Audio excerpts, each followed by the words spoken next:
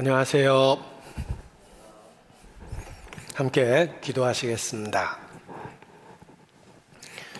우리 가운데 역사하시는 거룩하신 아버지 하나님, 그리스도 예수 안에서 우리를 불러주시고 주의 긍휼과 은혜로 우리의 모든 죄를 용서하시며 하나님의 자녀 삼아주신 것 진심으로 감사 찬양을 드립니다. 또 오늘까지 우리의 영과 육을 보존하시며 신앙을 지켜주시는 것 주님께 감사 찬송을 드립니다. 우리의 연약함을 또 우리의 한계와 우리의 악함을 고백하고 오직 주의 권능과 은혜만을 사모하고 의지합니다. 때마다 일마다 붙잡아 주시고 주의 긍휼과 은혜를 더하심으로 우리를 구별하여 주시기를 주님께 기도합니다. 언제든지 주님을 만날 수 있는 매일의 삶이 될 수 있도록 주님 붙잡아 주시옵소서. 특별히 시대를 분별하고 세월을 아끼며 살 수 있도록 일깨워 주시기를 주님께 기도합니다. 정상적으로 모이지 못하는 상황 속에 있지만 우리 각 사람 더욱 주님과 가까이 하며 이러한 위기를 잘 견딜 수 있도록 끝까지 붙잡아 주시기를 주님께 기도합니다. 또 한 주간 말씀을 들은 모든 영혼을 위하여 기도합니다. 그 말씀이 반드시 결실할 수 있도록 주의 은혜를 더하여 주시고 이끌어 주시기를 주님께 부탁을 드립니다. 우리의 가정을 살펴주시고 주께서 주신 가족과 친척 또 지인들 우리를 통해서 더욱더 주님께로 인도해 주시기를 주님께 부탁을 드립니다. 주 예수를 믿으면 너와 내 집이 구원 얻으리라는 약속의 말씀이 가정에 이루어져서 주님만 섬기는 복된 가정을 이루고 살 수 있도록 이 마지막 때 은혜를 더하여 주시옵소서. 더욱더 주님께 모든 것을 의지합니다. 이 시간도 우리 심령의 역사해 주시고 성령의 나타남과 능력으로 함께해 주시기를 주님께 간구합니다. 고마우신 우리 구주 예수님 이름으로 기도합니다. 아멘. 네, 성경 누가복음 1장 말씀을 찾겠습니다. 성경 누가복음 1장. 누가복음 1장 1절 말씀부터 4절 말씀까지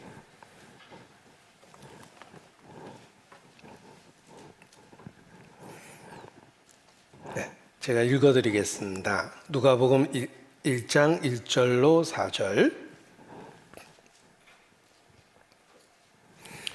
우리 중에 이루어진 사실에 대하여 처음부터 말씀의 목격자 되고 일꾼된 자들의 전하여 준 그대로 내력을 저술하려고 붓을 든 사람이 많은지라.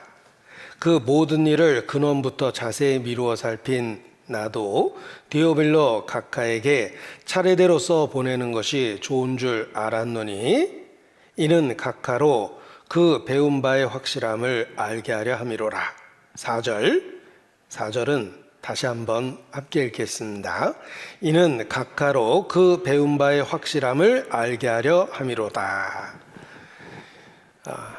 성경의 신약성의 많은 부분은 편지의 형식으로 기록되어 있습니다. 누가복음도 편지의 형식으로 기록됐고 누가에 의해서 디오빌로 각하라는 그 수신자를 대상으로 기록한 형식으로 되어 있습니다. 그래서 그 모든 일을 근원부터 자세히 미루어 살핀 나도, 이것은 누가 자신입니다. 그도 복음이 어떻게 시작됐고 어떤 내용을 갖고 있는지를 오랫동안 자세히 살펴본 것입니다. 그리고 이제 믿음을 갖기 시작한 디오빌로 각하에게 개인적인 편지를 쓰는 형식으로 믿음의 내용을 설명해주고 있는 것입니다. 이는 각하로 그 배운 바의 확실함을 알게 하려 함이로라. 이것이 누가복음을 기록한 목적일 것입니다.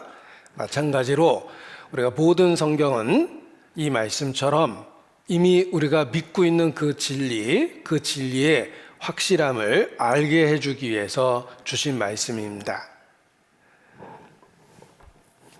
성경은 구원에 이르게 하며 또 구원받은 사람으로 하여금 그 믿은 진리가 얼마나 확실한 진리인지를 끊임없이 일깨워줘서 아직 세상에 있는 상태에서 천상을 바라보며 소망 가운데 믿음을 지키며 살 수 있도록 만들어 주십니다. 그 배운 바의 확실함을 알게 하려 함이라. 오늘도 우리가 믿고 있는 그 진리에 대한 확실함을 말씀으로 일깨워 주실 것입니다. 데오빌로 각하라는 개인에게 건정된 편지입니다. 데오빌로 각하. 이 각하라는 명칭을 통해서 꽤 높은 사람인가 보다라는 걸 알 수가 있습니다. 실제 초대교회의 한 인물이었는지 또는 가상의 수신자를 향해서 쓴 글인지 논쟁의 여지가 있지만 분명한 건 개인에게 주신 그 형식으로 되어 있습니다. 이것은 모든 진리가 우리 각 사람을 향해서 주신 말씀이라는 걸 일깨워 줍니다. 데오빌로 각하라는 개인 수신자는 하나님의 마음을 보여줍니다. 우리가 얼마나 높고 하나님 앞에 존귀한 자인지를 각하라는 호칭을 통해서 일깨워 주십니다. 특별한 관직에 있는 사람뿐만 아니라 그리스도인은 왕 같은 제사장이라는 그런 호칭을 갖고 있습니다. 그래서 하나님이 우리에게 주신 영적 신분이 얼마나 놀라운지를 일깨울 수 있습니다. 당신은 사랑받기 위해 태어난 사람, 지금도 그 사랑받고 있지요 라는 찬송의 가사는 대중적으로도 큰 그 인기를 끌었습니다. 공감이 되기 때문에 그렇습니다. 우리는 우연의 산물도 아니고 대량 생산된 어떤 제품의 하나도 아닙니다. 하나님 앞에 창세 이후 나와 똑같은 사람은 다시 존재하지 않습니다. 그것은 우리 각각이 얼마나 하나님 앞에 의미 있고 가치 있는지를 일깨워 줍니다. 그래서 나는 여호와 보기에 존귀한 자라라는 고백을 하게 되어 있는 것입니다. 각하라는 호칭을 통해서 우리의 영적 신분을 일깨우고 우리의 존재의 의미를 깨달을 수 있습니다. 개인에게 주신 이 말씀이 역사를 초월해서 우리 모두에게 각각 주신 말씀이다라고 받아들이고 우리가 믿고 있는 진리의 확실함을 일깨우는 것이 필요합니다. 기독교 역사상 우리가 믿고 있는 진리를 잘 정리한 책 중에 하나가 칼빈의 기독교 강요다 이렇게 이야기합니다. 칼빈은 20대에 그 책을 쓰기 시작해서 죽을 때까지 자기가 쓴 책을 다듬고 다시 내용을 보충하면서 살았습니다. 그래서 칼빈의 역작이라고 이야기하는데 무엇을 믿고 있는지를 이렇게 대변하는 그 책이 기독교 강요입니다.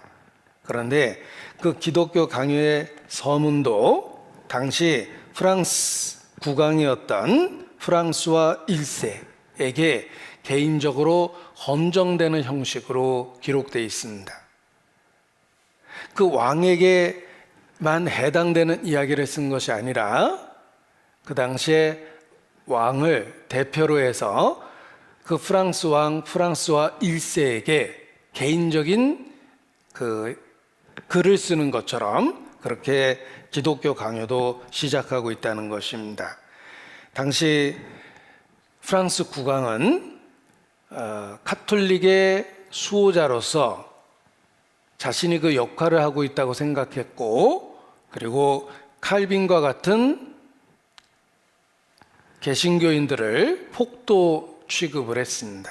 아주 사회의 질서를 무너뜨리는 이단 취급을 했습니다. 그래서 칼빈은 자신들이 무엇을 믿고 있는지 왕으로서, 신의 대리자 역할을 하고 있는 왕으로서 공정하게 편견 없이 살펴봐 달라고 긴 헌정문을 쓴 것입니다. 우리는 결코 폭도가 아니며 하나님의 법도를 따라서 올바른 믿음을 갖고 살려고 합니다. 우리가 믿고 있는 내용은 이렇습니다 라고 구구절절 설명한 것이 기독교 강요입니다. 누가복음의 어떤 그 상황과 너무나 비슷합니다. 누가복음도 당시 권력자였던 데오빌로 각하 개인에게 헌정하는 것과 같이 기록해서 어떤 편견 없이 기독교의 진리를 공정하게 잘 살펴달라는 의미로 기록한 것입니다. 우리 자신도 마찬가지입니다. 성경을 통해서 편견을 버리고 선입견을 버리고 하나님의 뜻이 무엇인지를 찾아서 발견하고 믿는 것입니다. 그럴 때 배운 바 그 확실함을 더욱 알게 됩니다. 교회 생활의 특권이 무엇입니까? 진리를 반복적으로 들을 수 있다는 것입니다. 어떤 분은 교회 생활 중에 성경 강연회가 반복적이기 때문에 노골적으로 불만하고 비평하는 경우가 있습니다. 그런데 생각해 보면 누구는 한 번도 들어보지 못했던 복음을 반복적으로 들을 수 있다는 것은 교회 생활의 최고의 특권입니다. 오랫동안 교제를 떠났다가 다시 회복해서 돌아오신 분이 집회를 듣는 중에 가장 큰 감동을 받았습니다. 자신은 말씀을 떠나서 많은 세월을 허비했는데 교회는 여전히 진리를 지키고 진리를 전하고 있었기 때문입니다.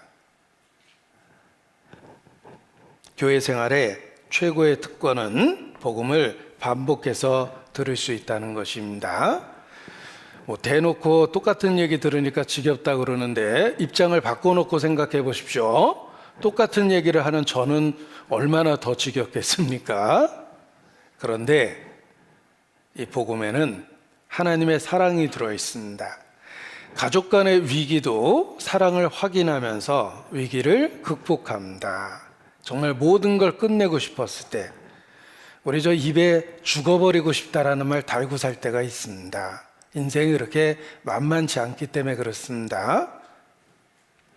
그런데 정말 모든 것을 끝내버리고 싶을 때 여보 사랑해요, 아빠 사랑해요라는 그 말 한마디에 살아갈 힘을 다시 얻곤 합니다. 사랑은 위기를 극복시키는 힘이 있습니다. 복음에는 하나님의 사랑이 나타나 있고 사랑을 일깨우면서 우리가 새 힘을 얻게 되는 것입니다. 교회 생활을 통해서 복음을 반복적으로 듣게 되며 그 복음 속에 들어있는 하나님의 사랑을 일깨우면서 우리가 신앙을 지킬 힘을 계속해서 얻을 수 있는 것입니다. 그래서 교회 생활의 최고의 특권은 복음을 반복적으로 들을 수 있는 것이다. 그리고 그 반복적으로 들으면서 전에는 몰랐던 진리를 더 알게 되고 이미 알고 있다고 생각했던 진리를 더 깊이 있게 깨닫게 되며 세 번째, 그 진리 안에서 실제로 살 수 있게 되는 것입니다. 유대민족의 지혜는 어디서 나왔는가? 학자들은 그 공부라는 단어 자체를 분석했습니다. 유대인들이 공부라는 말을 쓸 때 히브리어로 미시나라고 합니다. 자, 우리말로는 공부, 영어로는 study, 중국어로는 쿵푸. 많이 들어본 단어죠. 쿵푸가 무엇입니까? 똑같은 동작을 반복해서 끊임없이 반복해서 몸에 딱 익히는 겁니다. 그게 이제 쿵푸입니다. 공부라는 의미가 쿵푸라는 단어예요. 유대인의 공부라는 단어는 미시나입니다. 반복이라는 뜻을 갖고 있습니다. 공부란, 미시나란 반복해서 읽고 쓰고 생각하는 것. 이것이 공부다. 반복을 통해서 이미 알고 있던 것을 더 깊이 있게 알게 되며 이미 알고 있다고 생각했던 부분 중에 잘 몰랐던 것도 알게 되고, 그리고 알고 있는 진리 안에서 실제 살게 된다. 그래서 반복이 중요하다라고 이야기합니다.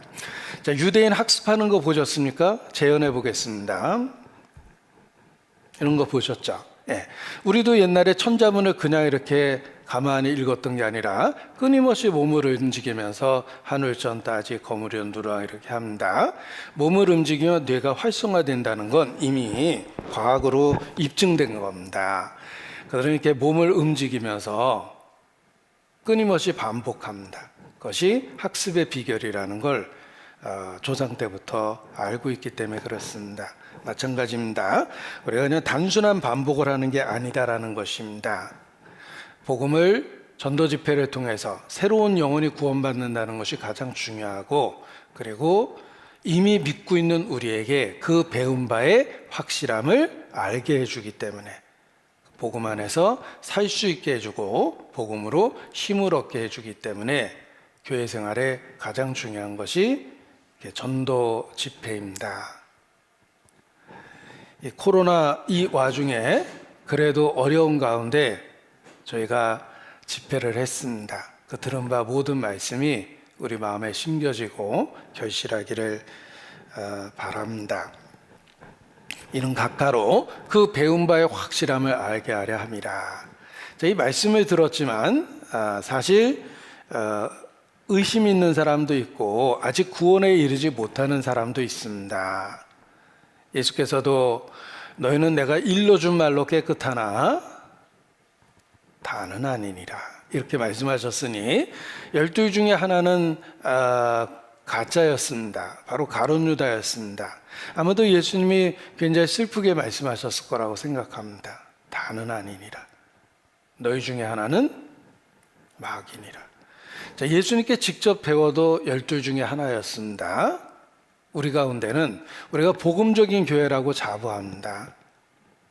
그러나 예수님께 배워도 12 중에 하나니 우리 중에도 적어도 열의 하나는 구원에 이르지 못한 그러한 사람이 있다는 것입니다. 말이 열의 하나지 100명이면 10명이고 1000명이면 100명입니다. 그래서 먼저 자기 자신을 살펴보는 것이 필요합니다. 너희 중 하나가 나를 팔리라 라고 예수께서 말씀하셨을 때 제자들은 두려웠습니다. 주여 내니까 두려웠던 겁니다. 자기의 연약함이 스스로 두려웠던 겁니다. 주여 내니까. 우리 자신도 하나님 말씀 앞에서 내가 정말 성경적인 크리스찬인지 아니면 그저 명목상의 기독교인인지 아직 구원에 이르지 못한 자인지 확인하고 확증해야 됩니다.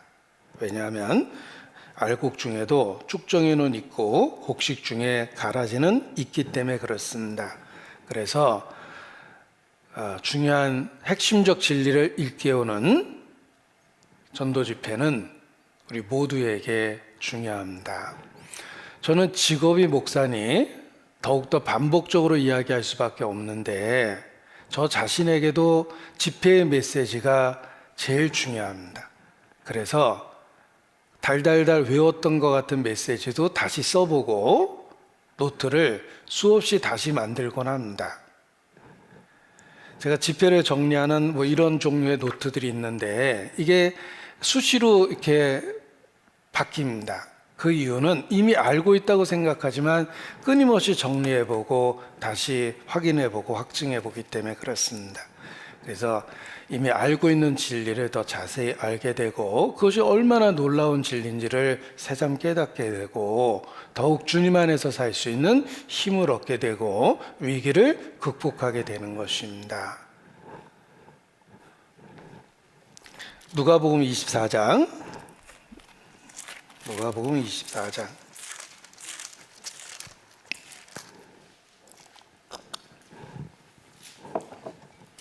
누가복음 24장 25절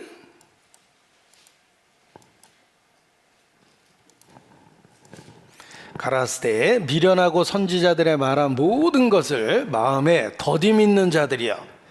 예수님께 직접 배워도 더디 믿는 사람이 있었습니다. 우리 시대는 말할 것도 없겠죠. 더디 믿는 자들이요. 자, 이 더디 믿는 자에게 핵심을 정확하게 가르쳐 주십니다. 보십시오. 진리는, 학자들은 말합니다. 진리는 틀림없이 이지하고 심플하다. 쉽고 분명합니다. 왜냐하면 진리가 복잡하고 어려울 수는 없다라는 거예요. 왜 그런지 생각해 보십시오. 자, 하나님은 사랑이십니다. 하나님의 선한 것으로 세상이 가득 차 있습니다. 하나님은 사랑이십니다. 하나님은 모든 사람이 진리를 알며 구원에 이르기를 원하십니다. 그렇다면 진리가 굉장히 복잡하고 어려울 거라고 생각하십니까? 하나님이 우리를 사랑하시고 모든 사람이 구원받기 원하시는데 진리를 복잡하게 어렵게 하시지 않습니다. 우리는 의무 교육을 받았어요. 그래도 공부 좀 해서 글을 읽습니다. 그런데 몇십 년 전까지만 해도 글을 읽을 수 있는 사람은 아주 소수입니다. 역사 속에서 더욱더 그러했습니다. 제가 이렇게 아시아 쪽에 전도 다녀보니까 문맹률이 60% 이랬습니다. 공부 조금이라도 한 사람은 40%밖에 안 된다는 뜻이에요. 그러니까 역사 속에서 글을 읽을 수 있는 사람은 소수입니다. 그래도 우리는 20세기의 대한민국에서 고등교육을 받았고 지적 수준이 높습니다. 그런데 대부분의 사람들은 배우지 못했다는 거예요. 그 배우지 못했던 사람들이 진리를 발견하고 구원받기 위해서는 진리가 결코 어려울 수는 없다는 거예요. 그래서 틀림없이 진리는 easy, 쉽다. 그리고 simple, 단순하고 분명하다. 그렇습니다. 성경이 복잡하고 어려워 보이지만 아주 핵심적인 진리를 반복적으로 이야기해 줍니다. 성경을 한 단어로 표현하면 예수님에 대한 이야기입니다. 예수님을 뭐 어떻게 하라고? 그리스도, 예수 그리스도에 대한 이야기예요. 예수께서 그리스도시다. 예수님을 믿고 구원받는다는 얘기를 성경 66권이 해주고 있는 겁니다. 그래서 예수님도 더디 믿는 자들에게 핵심을 정확하게 한 문장으로 알려주셨어요. 성경은 예수님의 죽음과 부활에 대한 이야기입니다. 고난과 영광에 대한 이야기입니다. 좀 어렵게 얘기하면 예수님의 낮아지심과 높아지심에 대한 이야기입니다. 성경은 온통 예수님에 대한 이야기인데 예수님의 죽음과 부활이 핵심이라는 것입니다. 그래서 더디 믿는 자에게 핵심을 딱 알려주십니다. 그 다음 문장이죠. 그리스도가 이런 고난을 받고 자기 영광에 들어갈 것이 아니냐. 고난과 영광, 죽음과 부활, 낮아지심과 높아지심. 이것이 핵심이라는 뜻입니다. 그리고 자세히 설명해 줍니다. 이에 모세와 및 모든 선지자의 글로 시작하여 모든 성경에 쓴 바 자기에 관한 것을 자세히 설명하시니라. 온통 성경이 예수님에 대한 이야기이기 때문에 창세기로부터 계시록까지 요즘 말로 그때는 신약이 없었으니까 예수님이 자신에 대한 여러 가지를 성경을 가지고 구약 성경을 가지고 설명해 나가셨던 겁니다. 그 핵심은 예수님의 고난과 영광입니다.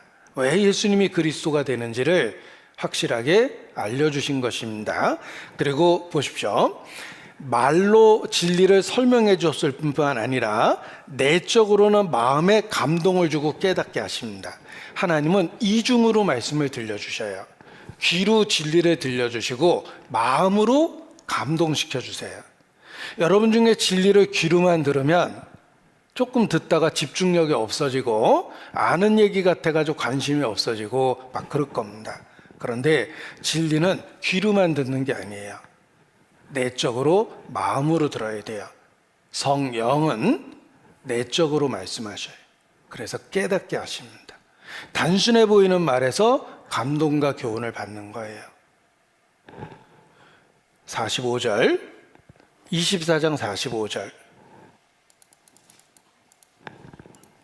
이에 저의 마음을 열어 성경을 깨닫게 하시고 또 이르시되 이같이 그리스도가 고난을 받고 제3일에 죽은 가운데 살아날 것과 또 그의 이름으로 죄사함을 얻게 하는 회개가 예루살렘으로부터 시작하여 모든 족속에게 전파될 것이 기록되었으니.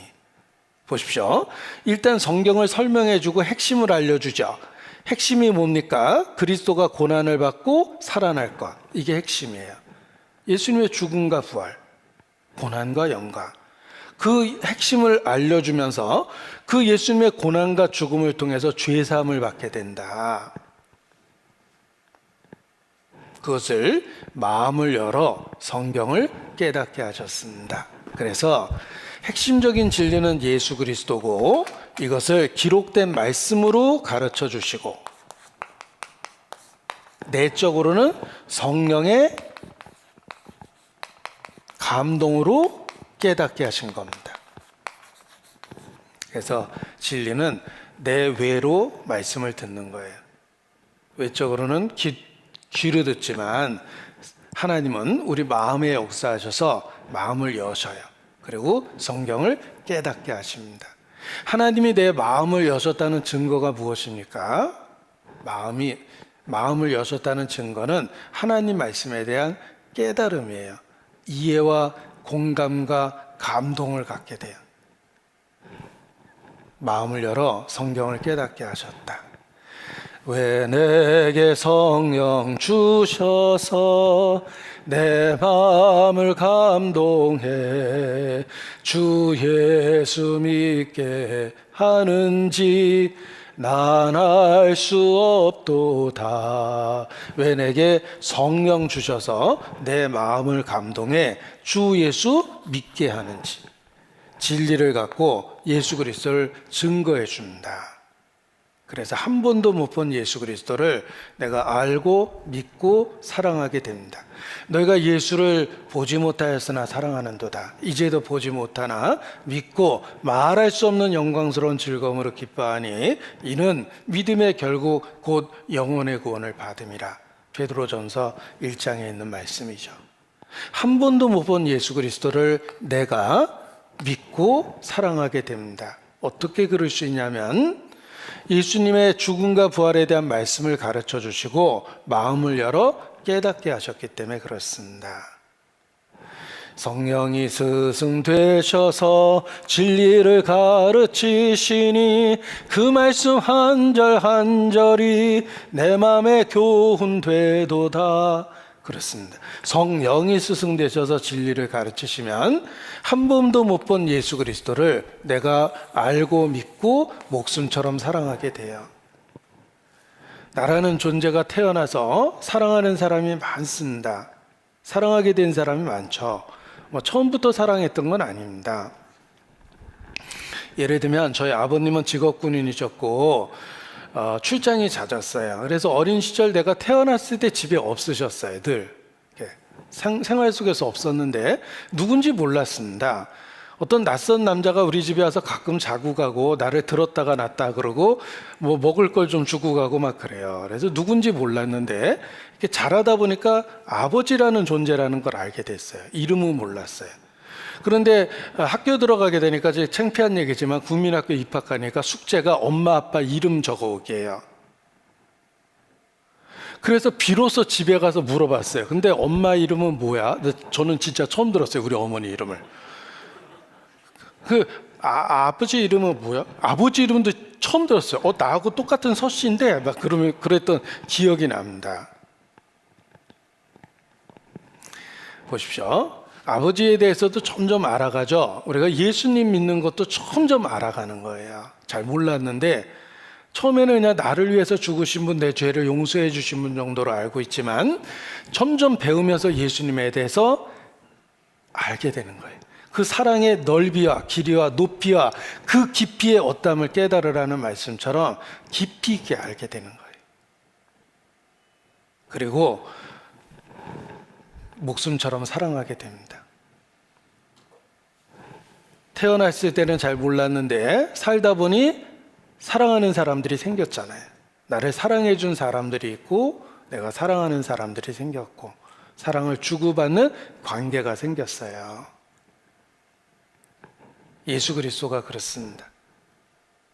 예수님을 알게 됐고 예수님의 사랑을 받게 됐고 결과가 예수님을 정말 사랑하게 됐어요. 그래서 어떤 사람을 사랑하게 되면 당신 없이는 못 산다라는 고백이 절로 나옵니다. 우리가 자식을 품에 품어도 내가 어떻게 너 없이 살 수 있을까라는 생각이 들어요. 너무 사랑해서. 주님을 그렇게 고백하게 됩니다. 그것을 말씀과 성령이 그렇게 가르쳐 주신 거예요. 내가 길이요 진리요 생명이라. 정말 예수님을 자기 목숨처럼 사랑하게 돼요. 내게서 예수님을 빼버리면 가룟 유다처럼 자살하는 거예요. 목에다 밧줄을 탁 건 거예요. 예수님을 고의적으로 여러분이 부정하면 또 다른 가룟 유다가 된 거예요. 자기 목에 밧줄을 건 겁니다. 그냥 스스로 멸망해 버린 거예요. 우리 철없는 자식이 그러잖아요. 그냥 죽어버릴까 그러고서 부모 앞에서 죽는 자식 있죠. 가룟 유다가 그런 존재고 우리가 그리스도를 배척하면 딱 그렇게 되는 거예요. 예수님은 생명이기 때문에 그냥 본능적으로 주님을 사랑할 수밖에 없어요. 하나님이 그렇게 만들어 주셔요. 길이요 진리요 생명이다. 제가 어떤 분하고 이렇게 저녁을 같이 먹었는데 식사를 같이 했습니다. 그 다음날 전화 받았는데 고속도로에서 사고가 났는데 현장에서 즉사하셨대요. 앞에 트럭이 있어서 차를 세웠는데 뒤에 또 다른 트럭이 와서 달려와서 박으니까 샌드위치가 돼서 그냥 현장에서 즉사를 했어요. 어제 같이 밥 먹었는데 그 다음날 초상 치렀습니다. 그리고 그분 그 초상 치르고 제가 고속도로로 이렇게 다시 올라오는데 계속 그 생각이 나는 거예요. 어제 밥 먹은 생각이 나는 거예요. 그런데 그 정말 죽음 앞에서 난감하고 표현할 수 없는 슬픔을 느끼고 하는 그 순간에 입에서 저절로 나온 찬송이 있습니다. 제가 고속도로에서 몇 시간 동안 똑같은 노래만 불렀어요. 오, 주 없이 살 수 없네. 주님 나를 구하셨네.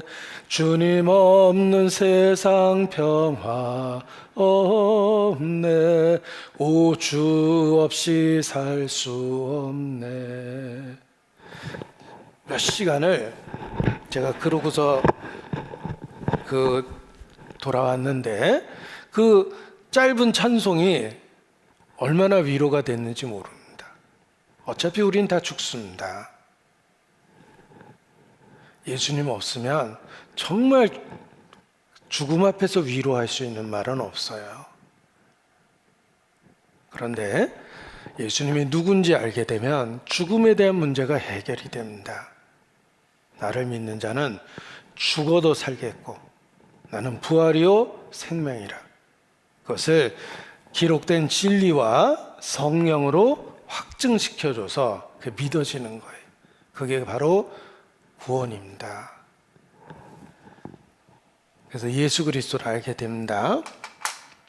요한복음 5장 39절 찾겠습니다. 요한복음 5장 39절입니다.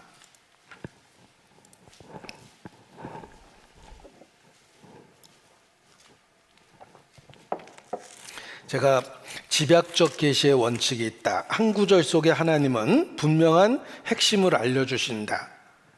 이렇게 수학의 공식처럼 핵심을 알려주신다 그랬는데 이 말씀도 바로 그 핵심을 담고 있는 그런 말씀입니다. 너희가 성경에서 영생을 얻는 줄 생각하고 성경을 상고하거니와 이 성경이 곧 내게 대하여 증거하는 것이로다. 자, 성경에서 영생을 얻습니다. 기독교의 특징은 체계 종교예요. 국가가 헌법 위에 세워져서 유지되는 것처럼 하나님의 나라는 말씀 위에 세워져 있어요. 성경에서 영생을 얻습니다. 종교 개혁은 오직 성경으로라는 말로 개혁이 일어났어요. 여러분의 삶의 변화는 오직 성경으로, 오직이라는 말이 중요해요. 성경도 믿는다가 아니라 성경을 절대적 기준으로 삼는 거예요. 사람들은 우리가 믿는 믿음을 조롱하고 비난하고 단순한 종교의 일부분이고 이런 식으로 폄하합니다. 그러나 우리가 믿고 있는 진리는 절대적이고 사느냐 죽으냐를 결정하는 놀라운 진리입니다. 성경으로 안 거예요. 그리고 그 성경 66권은 1189장입니다. 수천 명의 등장인물이 나오고 수없이 많은 사건과 이야기가 들어있어요. 그런데 그 모든 이야기를 한 단어로 바꾸면 예수 그리스도예요. 성경은 예수님을 증거해요. 우리 위인전 읽어보면 뭐 굉장히 두껍게 쓴 위인전도 있습니다. 뭐 이순신 장군 열전 이런 거 막 두껍잖아요. 그런데 어느 페이지를 읽어도 다 이순신 장군 얘기고 어떤 등장인물이 나와도 이순신 장군하고 관련이 있습니다. 이게 이순신 장군에 대한 책이거든요. 성경이 그렇습니다. 성경은 어떤 페이지 어떤 부분을 읽어도 다 예수님과 관련이 있어요. 성경은 예수님에 대한 이야기예요. 성경을 올바로 배우면 예수님을 알게 되고 예수님께 집중할 수밖에 없습니다. 이 성경이 내게 대하여 증거하는 것이라. 그래서 학자들은 한 문장을 만들었어요. 이렇게 서양 사람이 만든 문장이에요. 예수가 답이다. Jesus is the answer. Jesus is the answer. 예수가 답이다. 성경은 한마디로 끊임없이 예수님에 대한 이야기를 합니다. 성경 해석의 비법이 있습니다. 성경이 어렵죠. 그러나 그 모든 성경을 올바로 해석할 수 있는 비법이 있습니다.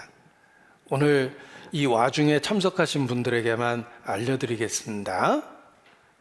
우리 누나 뽐내는 요리 솜씨는 알고 보니 미원이라고 그러는데 성경 해석의 비법이 있습니다. 그 비법은 보세요. 후딱 보여드리겠습니다. 모든 페이지에서 예수를 찾으라. 모든 페이지, 모든 사건, 모든 이야기, 모든 상황, 모든 책 66권에 온통 예수님 이야기라는 겁니다. 성경은 한마디로 예수께서 그리스도이시다. 그 외에 구원의 답은 없다라는 이야기를 우리에게 해주십니다. 성경을 잘못 배우면 특정한 교파의 추종자가 되거나 성경을 잘못 배우면 어떤 교주, 당대 인기 있는 지도자의 추종자가 됩니다. 성경을 올바로 배우면 교회도 별로 마음에 안 들고 목사도 별로 마음에 안 들어도 성경을 올바로 배우면 예수님을 알고 믿고 사랑하게 됩니다. 성경은 예수님에 대한 이야기예요. 내가 올바른 교회를 다니고 있다는 걸 어떻게 알까? 저는 수십 번 의심해 봤습니다. 제가 원래 태생적으로 성격적으로 의심이 많아요. 제가 어린 시절부터 별명이 좁쌀영감이라고 우리 어머니가 저를 놀렸는데 의심이 제가 많습니다. 밤에 잘 때 문단속 안 하면 잠이 안 와요. 꼭 내 손으로 저게 잠겼는지 확인해야지 잠이 오는 스타일이에요. 의심이 많아서 그런 거예요. 그런 제가 예수님을 믿게 됐는데 성격이 그대로 나타났어요. 내가 교회 다니고 있는 이 교회가 정말 올바른 교회일까? 혹시 내가 특정한 교파에 세뇌당한 게 아닐까? 끊임없이 의심했습니다. 확인했어요. 그래서 우리 교회 역사에 대한 이야기도 개인적으로 시간 투자를 제가 많이 했습니다. 우리 교회가 어떻게 시작됐고 우리에게 가르쳐준 선교사가 어느 교회 소속이고 그 사람이 어떤 인생을 살았고 이런 이야기도 개인적으로 시간 투자를 제가 많이 했습니다. 내가 정말 올바른 교회 다니고 있다는 거 어떻게 합니까? 교회가 이게 원어가 에클레시아예요. 교회는 구별된 무리라는 뜻을 갖고 있는데 교회의 존재 목적은 하나님의 말씀을 preach, 전파하며 하나님의 말씀을 teach, 더욱더 자세히 가르치고 하나님의 일꾼을 train, 훈련하는 것, 이게 교회입니다. 교회는 하나님의 말씀을 전파하고 가르치고 일꾼을 훈련하는 것, 곧 하나님의 말씀을 가르치고 배우는 것이 교회라는 거예요. 내가 올바른 교회를 다니고 있는지 어떻게 확인합니까? 성경을 제대로 배우고 있는가를 통해 확인하는 거예요. 꽤 좋은 교회고 시설도 좋고 모든 조직도 완벽하고 뭐 교회 가니까 거의 인테리어는 카페고 목사는 탤런트처럼 생겼고 모든 것이 만족스럽습니다. 그런데 10년을 다녔는데 성경만 모르겠어요. 그건 잘못 다닌 거예요. 교회는 성경 배우려고 다니는 거예요. 올바른 교회인지 확인해 보십시오. 내가 과연 성경을 올바로 배우고 있는가? 자, 그런데 또 다른 의심이 들었습니다. 내가 성경을 배우고 있기는 있는데 올바로 배우는 걸까? 이단도 성경 배우잖아. 이런 생각이 들었습니다. 제가 대학교 때 교문 앞에 가면 외국 사람 둘이 정장 입고 007 가방 들고 이렇게 서 있어요. 두 분이. 누군지? 외국인은 눈에 띄잖아요. 게다가 정장했으니까 더 눈에 띄거든요. 누굴지 굉장히 궁금했습니다. 근데 제가 어느 날 이렇게 지나가니까 저한테 한국말로 말을 걸었어요. 학생, 시간 있어요. 그래서 외국분이 한국말 하니까 얼마나 신기합니까? 나 돈은 없는데 시간은 있어요. 제가 이랬습니다. 어쩌하고 성경 한번 배워봐요. 그래서 외국인이 말 걸었다는 이유 하나로 제가 쫓아갔어요. 저를 여의도까지 데려갔는데 되게 먼 길입니다. 그래서 가면서 불안했어요. 낯선 사람을 제가 쫓아가고 있잖아요. 이러다가 행방불명되는 거 아니야? 뭐 이렇게 불안했는데 그분 아파트 가서 문을 딱 열다가 깜짝 놀랐어요. 아파트로 저를 데려갔는데 문을 딱 여니까 저 같은 사람을 잔뜩 갖다 놨더라고요. 그러니까 저한테만 얘기한 게 아니라 길에서 잔뜩 데려다 놓은 거예요. 그리고 1시간은 성경을 배우자. 그러면 1시간은 영어를 가르쳐 주겠대. 미국 사람이니까 당연히 영어 잘하죠. 당시 미국인 회화가 굉장히 비쌌거든요. 배우고 싶어도 못 배웠는데 영어를 가르쳐 준답니다. 열심히 다녔어요. 그런데 어느 날 성경이 없어졌어요. 분명히 성경 배우자 그랬는데 더 새로운 게 있답니다. 1800년도 요셉 스미드라는 사람이 하나님께 기도했는데 어디 가서 금으로 만든 경전을 발견해가지고 그걸 번역한 게 이거랍니다. 그러면 금으로 만든 경전은 어디 있나요? 하나님 파묻어버리라 그래서 다시 묻어버렸대. 믿거나 말거나 돼버렸죠. 그러면서 저한테 새로운 책을 권유했는데 알고 보니까 이게 몰몬교였어요. 이단이 그렇습니다. 성경을 전도하는 수단으로 쓰고 실제의 삶 속에서는 안 봐요. 잘 생각해 보세요. 이단이 그래요. 전도할 때는 성경 갖고 얘기해요. 신천지도. 근데 막상 다니면 성경이 사라지고 성경의 권위라기보다는 교주의 권위가 나타나요. 그분이 100% 이단입니다. 보십시오. 성경을 내가 올바로 배우고 있는가? 올바로 배우면 끊임없이 예수님께 나를 갖다가 집중시켜요. 왜냐하면 성경은 예수님에 대한 이야기거든요. 내가 올바른 교회를 다니면 성경을 배우고 성경을 제대로 배우면 예수님께 집중할 수밖에 없습니다. 예수 그리스도. 모든 성경은 예수님을 증거하고 있기 때문에 그렇습니다. 그래서 한 번도 못 본 예수 그리스도를 내가 믿고 의지하고 사랑하게 되는 겁니다. 성경의 핵심을 보십시오. 제가 이쪽 구석에다 쓰겠습니다. 성경의 핵심이 뭡니까? 하나님 앞에 내가 얼마나 죄가 많은지를 가르쳐줘요. 내가 아무리 착한 일을 많이 해도 하나님 앞에 죄는 씻을 수가 없어요. 착한 일로 천국에 못 간다 그러죠.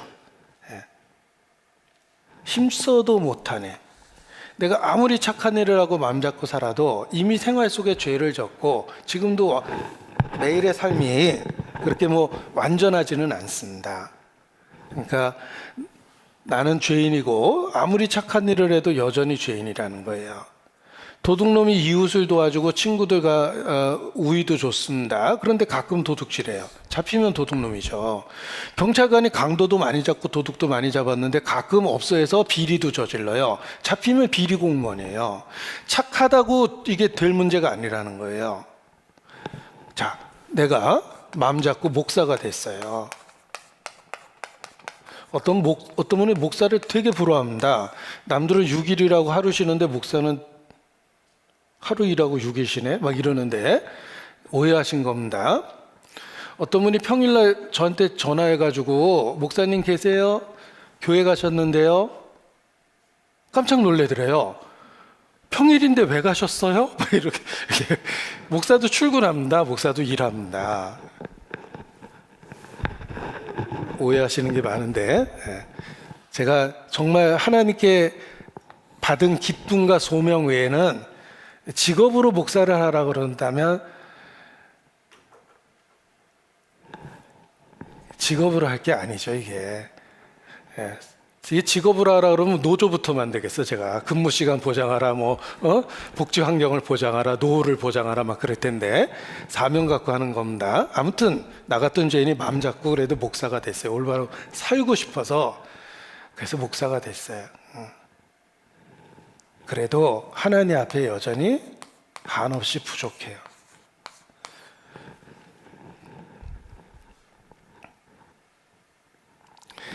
유명한 말이 있습니다. 성자에게도 과거는 있다. 아무리 세상에서 좋은 사람이라고 평가받아도 숨기고 싶은 과거는 있는 거예요. 여전히 죄인입니다. 자, 보십시오. 천국 본고사 문제입니다. 나 같은 죄인이 도대체 하나님 앞에 어떻게 해야 의인이 될 수 있을까? 다음 중 가로에 알맞은 말은? 이거 천국 본고사 문제입니다. 죄인이 어떻게 해야 하나님 앞에 의롭다함을 받을 수 있을까? 정답은 주 예수를 믿으라. 예수님은 우리를 의롭다 선언하십니다. 그 답을 알게 됐어요. 성경을 올바로 배우면 인간의 노력으로 절대 천국에 못 간다. 종교적인 직분으로 천국에 못 간다. 제가 여기 목사라고 썼죠. 신부가 되고 수녀가 돼도 천국에 못 가요. 교황이 돼도 천국에 못 가요. 종교적 직분으로 죄를 해결하는 게 아니에요. 천하 인간에게 구원 얻을 만한 다른 이름을 우리에게 주신 일이 없음이니라. 그래서 정답은 오직 예수님을 믿는 겁니다. 자, 이러한 답을 어떻게 알게 됐습니까? 성경 때문에 알게 된 겁니다. 성경은 오직 예수 그리스도를 증거합니다. 내가 길이요 진리요 생명이니 나로 말미암지 않고는 아버지께로 올 자가 없느니라. 다른 방법이 없어요. 다른 방법이 있었다면 예수님이 끔찍하게 십자가에 죽지 않습니다. 아버지요, 할 수만 있으면 이 잔을 내게서 지나가게 해주십시오라고 그러잖아요. 할 수가 없었어요. 예수님이 죽지 않으면 인간이 구원 얻을 방법은 없습니다. 왜냐하면 피 흘림이 없은즉 죄사함이 없느니라. 하나님의 법이에요. 하나님 자신도 법을 어기진 않아요. 인간을 구원하려고 법을 지키셔야 돼요. 따라서 십자가는 필수적입니다. 우리를 구원하기 위해서. 우리도 마찬가지예요. 예수도 믿는 게 아니라 예수만 믿는 거예요. 엄청난 차이예요. 많은 종교가 예수님도 믿어요. 다른 것도 믿고, 마리아의 은덕도 있고, 성인들의 공로도 믿고, 자기의 의로운 행동도 믿고, 면죄부 좀 사는 것도 믿고, 좀 모자라는 거 예수님이 보태주고, 이것 100% 지옥 갑니다. 예수만 믿는 거예요. 영원토록 내 할 말 예수의 피밖에 없네. 다시 정케 하기도 예수의 피밖에 없네. 부흥회 때마다 불렀던 그런 찬송입니다. 서양 사람들이 그 천막부흥회라는 거 했거든요. 우리나라에서도 선교사들이 많이 하셨는데 막 박수치며 부르잖아요. 영원토록 내 할 말 예수의 피밖에 없다. 다른 방법이 없어요. Nothing but the blood of Jesus. 영어 가사가 그래요. 예수님의 피 외에 nothing but 아무것도 있을 수 없다는 거예요. 예수의 피밖에 없네. 그래서 성경을 제대로 배우면 내가 오직 예수님만 믿게 돼 있습니다. 그걸 고백할 수밖에 없어요. 자, 우리가 믿고 있는 진리를 이렇게 문서화하고 정리하려고 역사 속에서 노력했는데 이제 그런 것들이 신경과 신조예요. 가장 널리 알려진 신경은 사도신경이죠. 사도신경에 믿는다라는 단어가 쭉 나오는데 성부, 성자, 성령 삼위일체에 대한 고백이 들어있어요. 그리고 내용을 분석해 보면 예수님의 낮아지심과 높아지심이에요. 동정년 탄생, 고난, 죽음 이게 낮아지심이고, 부활, 승천, 재림 이게 높아지심이에요. 그러니까 사도신경도 우리가 믿는 내용을 이렇게 요약을 해 놓은 겁니다. 그런데 역사 속에 가장 유명한 또 하나의 우리가 믿는 내용을 정리해 놓은 게 웨스트민스터 소요리 문답이라고 그래요. 소요리가 뭐냐면 소요리, 돼지 요리 이런 게 아니고 요리라는 게 핵심적인 진리란 뜻이고, 소자가 붙은 이유는 짧게 어린아이도 이해할 수 있게끔 정리했다. 뭐 이래서 소요리 이렇게 된 거예요. 영어로는 shorter, 카테키즘이라고 그래요. 웨스터민스터는 영국에 있는 교회당 이름이에요. 영국이 엄청난 핍박 시대를 거치면서 개신교를 받아들였습니다. 그리고 개신교 지도자들을 모아다 놓고 오랫동안 회의를 해서 우리가 무엇을 믿고 있는지 확실하게 가르칠 수 있도록 정리하자. 그게 웨스터민스터 소요리 문답입니다. 그런데 그 당시에 모였던 전국의 개신교 지도자들 중에 장애 없는 사람은 없었대요. 왜냐하면 오랜 핍박 생활을 거치면서 투옥과 고문을 견뎌낸 사람이에요. 요즘에 교회 지도자들은 회의하는 거 보면 네로 황제의 신하 같은 몸매로 이렇게 나타나시죠. 뒤룩뒤룩해서. 뭐 저도 그런 몸매니까 제가 할 말은 없는데, 아무튼 그 당시에는 핍박의 시대를 거쳐서 고통받고 고난받은 그 흔적을 몸에 지닌 사람들이었답니다. 한마디로 진실한 신앙이었다는 거예요.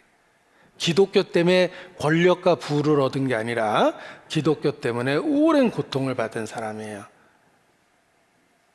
그래서 진실할 수밖에 없었다라고 얘기합니다. 그게 웨스터민스터 소요리 문답인데 여기 소개해 드리겠습니다. 자, 웨스터민스터 소요리 문답은 이렇게 한자로 써보면 훨씬 더 낫죠. 짧게 핵심적인 진리를 문답식으로 정리했다, 이런 뜻입니다. 웨스터민스터 소요리 문답이 1163회의 정교 모임을 가졌고 5년 6개월 동안 가졌는데, 대표자들이 151명이었고 영국 전역의 신학자들과 스코틀랜드 대표가 참여했다. 근데 이게 장애인이 없었다 그래요. 거의 장애인 없는 사람이 없었답니다. 151명의 대표들이. 그리고 5년 6개월 동안 1163번을 모였으니까 엄청난 정성을 들인 거죠. 그렇게 해서 핵심이 뭔지를 이렇게 정리를 한 거예요. 그러니까 얼마나 어렵게 만들어진 핵심적인 교리인지 알겠죠? 거기에 핵심적인 23번째 질문을 보여드리겠습니다. 그리스도께서 우리의 구속자로서 선지자와 제사장과 왕의 직분을 행하시되 낮아지셨고 높아지신 두 상태에서 하십니다. 이게 한 번 읽으면 이게 해석이 안 돼요. 이게 핵심적인 내용을 요약했기 때문에 설명이 필요합니다. 그리스도께서 우리의 구속자로서 우리의 죄에 대한 대가를 지불하셨습니다. 세 가지 직분이 있는데 선지자와 제사장과 왕이라고 그랬죠. 세 가지 직분을 행하시고 낮아지셨고 높아지셨다는 말은 죽고 부활했다는 말이에요. 고난받고 영광 받으셨다. 고난과 영광, 죽음과 부활을 통해서 선지자와 제사장과 왕의 직분을 행하신다. 보십시오. 우리가 믿고 있는 진리를 한 문장으로 표현하면 참된 기독교는 예수님 자신이다, 이렇게 학자들은 말합니다. Christianity is Christ. 영어로 쓰니까 더 명확해지죠. 기독교는 그리스도 그 자체예요. 기독교가 뭐냐면 예수님이에요. 예수님 믿자라는 겁니다. 그래서 기독교의 기독이라고 그러는데 이게 턱이자에 감독할 독자예요. 기독교의 기독이 뭡니까? 그리스도라는 말의 외국어를 한문으로 음역한 거예요. 그러니까 기독교는 그리스도교, 우리는 예수님을 그리스도라고 믿죠. 다 똑같은 말이에요. 예수교, 그리스도교, 기독교. 그러니까 기독이라는 말이 그리스도라는 뜻이에요. 그걸 한문으로 음역한 겁니다. 그래서 우리는 예수님을 그리스도라고 믿습니다. 예수교, 기독교, 그리스도교, 이게 다 똑같은 말을 한 겁니다. 어떤 분이 나는 사과는 좋아하는데 애플은 싫어. 그러면 코미디의 재료가 되죠. 난 아내는 사랑하는데 와이프는 싫어. 이것도 코미디예요. 아내나 와이프나 똑같은 말입니다. 예수교나 그리스도교나 기독교나 똑같은 거예요. 똑같은 단어를 이렇게 말을 바꾼 것 뿐입니다. 한마디로 우리가 믿고 있는 종교를 기독교라고 얘기하는 건 우리는 예수님을 그리스도라고 믿는다. 예수 그리스도를 믿는 거예요. 그리스도라는 말이 헬라 말입니다. 이게 히브리어는 메시아예요. 메시아. 똑같은 말입니다. 우리말로는 기름 부음을 받은 자, 구세주 이런 뜻이에요. 그래서 영어로는 the anointed라고 그래요. 기름 부음을 받았다는 게 무슨 뜻이냐면 하나님이 직분을 주실 때는 이렇게 기름을 부어서 직분을 주셨어요. 성령을 상징하기 때문에 그렇습니다. 하나님이 기름을 붓는 직분은 딱 세 가지입니다. 선지자, 제사장, 왕. 자, 요거 천국 본고사 문제입니다. 다음 중 기름을 붓는 존재가 아닌 것은 1. 선지자, 2. 제사장, 3. 왕, 4. 목사님. 정답은 아시겠죠? 예. 기름을 붓는 존재는 세 가지 직분입니다. 그래서 그리스도의 삼중 직분이라고 그래요. 세 가지를 같이 갖고 있는데 선지자시며 제사자시며 제사장이시며 왕이십니다.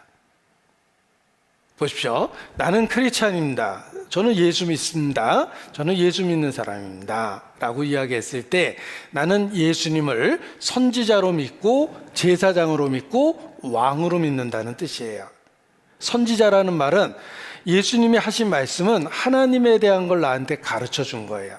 지옥이 얼마나 무서운지를 난 안 가봤지만 예수님이 무섭다고 그랬으니까 무서운 거예요.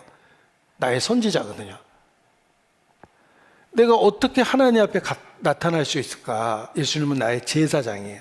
내 죄를 해결하고 내 손을 붙잡고 나를 하나님 앞에 설 수 있도록 만들어 주세요. 예수님은 내 인생의 왕이세요. 나에 대해서 명령할 권리가 있어요. 예수님은 나한테 좌하라 할 수도 있고 우하라 할 수도 있고 가라 할 수도 있고 멈추라 할 수도 있어요. 예수님은 내 인생의 왕이기 때문에 그 예수님 믿는다는 뜻이에요. 그리스도라는 말이 이렇게 세 가지 직분에 대한 내용을 담고 있다는 겁니다. 그래서 여기 정리를 해봤는데 한번 보세요. 조금 쉬워졌죠. 그리스도께서 우리의 구속자로서 선지자와 제사장과 왕의 직분을 행하시되 낮아지셨고 높아지신 두 상태에서 하십니다. 어렵게 만들어 드리겠습니다. 똑같은 말인데 그냥 영어로 쓴 거예요. Christ as our Redeemer executes the offices of a prophet, of a priest, and of a king, both in his state of humiliation and exaltation. 자, 다시 쉬워졌습니다. 훨씬 더 나아졌죠. 우리의 구속자인데 세 가지 직분을 갖고 계세요. 선지자, 제사장, 왕. 어떻게 그렇게 하셨냐면 낮아지셨고 높아지셨어요. 죽고 부활하셔서 나의 그리스도가 되셨는데 선지자와 제사장과 왕의 직분을 행하십니다. 자, 정리해봤습니다. 세 가지 직분이 있어요. 그런데 보십시오. 한번 여기 예수님을 믿는다는 걸 한번 정리를 해봤습니다. 과거, 현재, 미래로 나눠서 생각해 보면 예수님은 우리의 모든 죄를 용서하셨습니다. 영원한 속죄를 이루셨습니다. 다 이루었다. 우리를 사망에서 생명으로 옮겼습니다. 그래서 지금 함께 하세요. 그리고 다시 오실 거예요. 여러분, 지금 우리가 누리고 있는 축복이 무엇입니까? 예수님을 죽어서 천국에서 만나는 게 아니라 지금도 내 인생에 함께 하신다는 거예요. 보라, 내가 너희를 고아와 같이 버려두지 않고 세상 끝날까지 함께 하리라. 예수님의 이름은 예수, 또 다른 이름은 임마누엘. 예수는 구원, 임마누엘은 하나님이 우리와 함께 계심. 하나님의 은혜는 구원해 준 것으로 끝나는 것이 아니라 그 이후에 천성에 이를 때까지 함께 하십니다. 임마누엘이시거든요. 부모의 은혜는 나놓고 내팽개치는 게 아니라 나실 때 괴로움 다해 주시고 기르실 때 밤낮으로 애씁니다. 하나님의 은혜는 죄를 용서해 주시고 천국에서 만나는 게 아니라 현재의 삶에 실제로 함께 하십니다.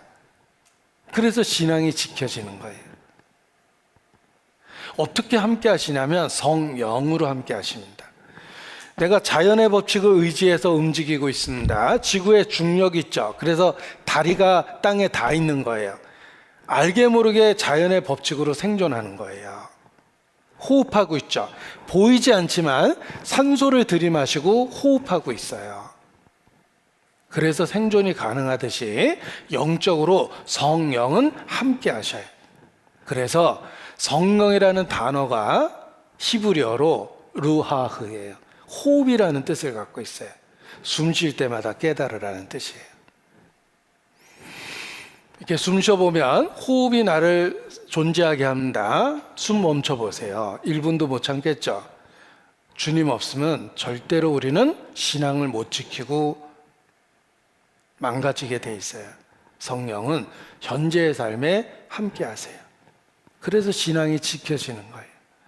우리가 부모의 은혜를 뒤돌아보면 낳아준 것도 고맙지만 그 힘든 세월에 날 키워준 게 더 고맙죠. 천국에 도착하면 나를 용서해 주신 것도 감사하고 나를 이곳까지 올 수 있도록 함께 하신 것이 더욱 감사하게 돼 있습니다. 그것이 성령으로 함께 하시는 겁니다. 하늘 날아갈 때에 영영 부를 나의 찬송 예수 인도하셨네. 하늘 날아가서 뭘 그렇게 감사합니까? 여기까지 데려오신 거예요. 예수 인도하셨네. 신앙을 지켜주신 거예요. 우리는 고아가 아닙니다. 예수님 믿고 난 이후 실제로 우리와 함께 계시고 우리를 지켜내고 있다는 거예요. 영적인 호흡처럼 내가 존재할 수 있도록 만들어준다. 그래서 하나님의 은혜를 과거에서 느낄 뿐만 아니라 매일의 삶에서 느끼는 거예요. 제가 찬송 가사 하나를 소개해 드리겠습니다. 제가 그 가사 하나 때문에 너무 좋아하게 됐어요. 한번 들었다가 너무 좋아하게 됐는데,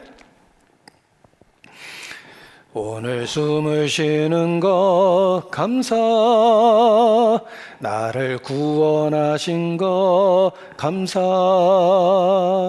나 같은 사람도 자녀 삼아 주신 것 모든 것 감사. 주님 감사해요, 주님 감사해요, 내가 여기까지 온 것도 은혜입니다. 주님 감사해요. 제가 여기까지 온 것도 은혜라는 그 가사 하나에 정말 마음에 큰 그 감동을 받았어요. 우리가 잘나서 신앙을 지키는 게 아니라 주님이 지켜줘서 신앙이 지켜지는 거예요. 성령으로 실제로 함께 하십니다.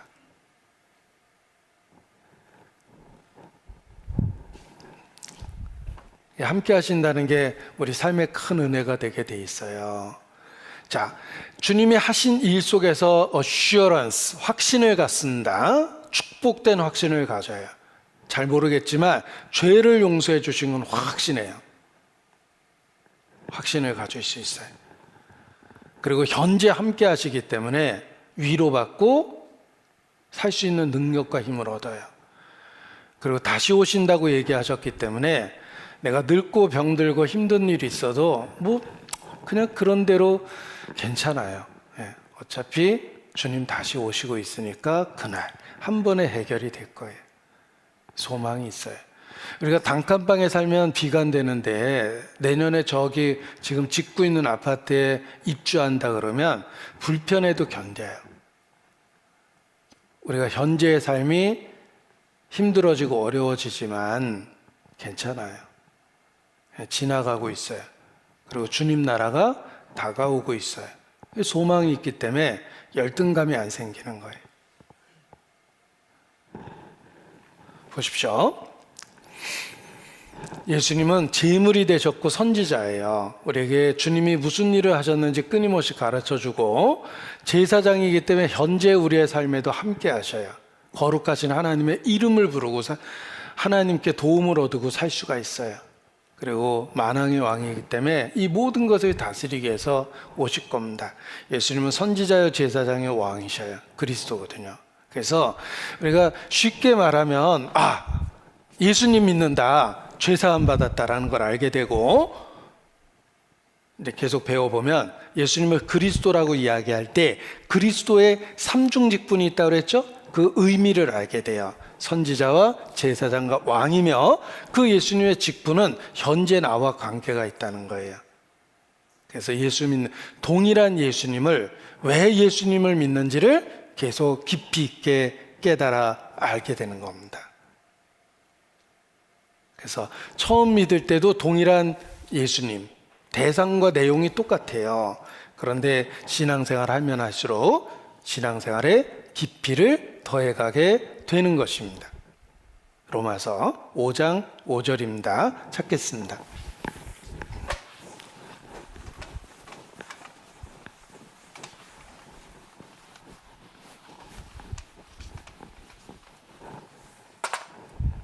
로마서 5장 5절.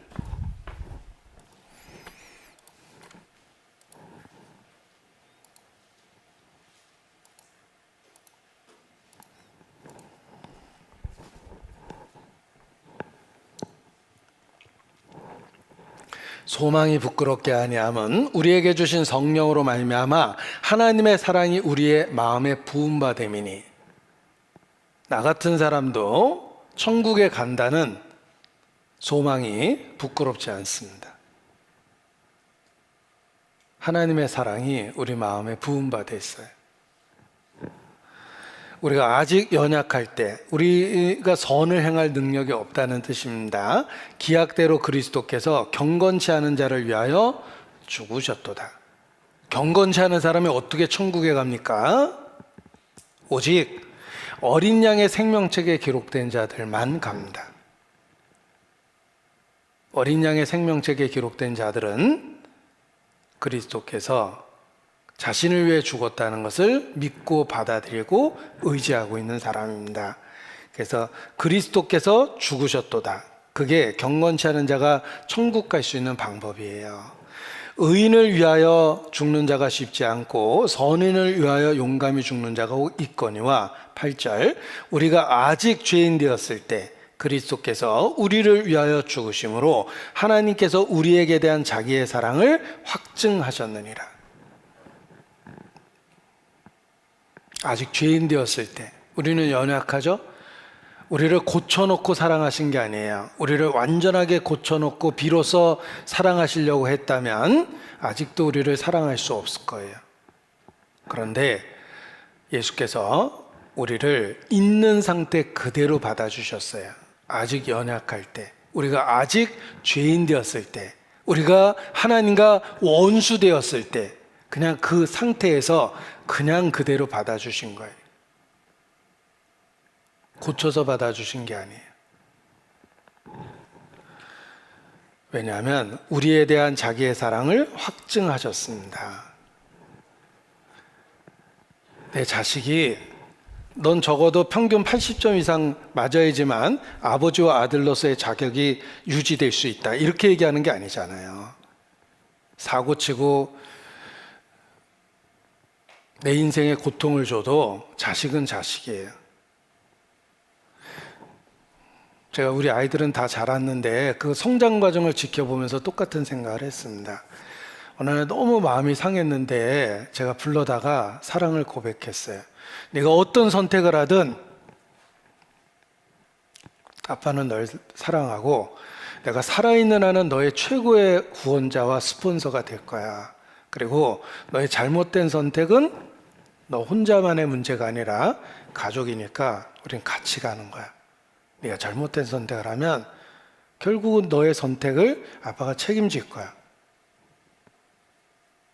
그리고 아무튼 내가 살아있는 한은 아버지로서 내 인생의 최고의 후원자가 될 거야. 그런데 하나님께서 얼마나 나를 내 옆에 두실런지는 모르겠다, 이렇게 얘기를 했어요.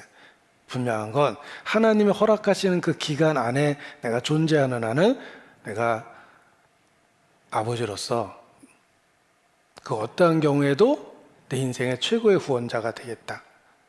왜냐하면 너는 아들이고 아빠는 사랑하니까. 제가 아이가 어떤 선택을 하든지 아이에 대한 사랑을 갖겠다고 이렇게 고백을 한 겁니다.